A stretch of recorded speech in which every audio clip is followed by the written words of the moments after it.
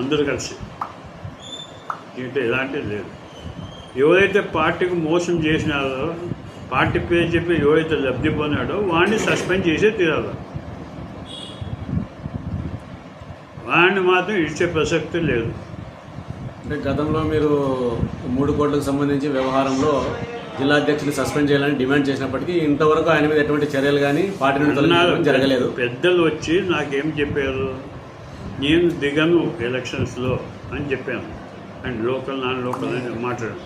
అనిన తర్వాత పార్టీ పెద్దలంతా వచ్చి, నాయన నువ్వు లోకల్ నాన్ లోకల్ అనే ఫీలింగ్ తేవద్దు, పార్టీ ఒక సిద్ధాంతం ఉంది, క్రమశిక్షణ పార్టీ, నువ్వు పార్టీ కోసం పనిచేయాలి.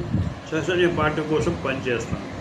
అవినీతి పనులను మీరు ఇట్లా వదిలేస్తే ఎట్లాంటిది, వాళ్ళని ఎలక్షన్ అయిన తర్వాత వాళ్ళ మీద మేము యాక్షన్ తీసుకుంటామని చెప్పి అందరి సమక్షంలో చెప్పడం జరిగింది.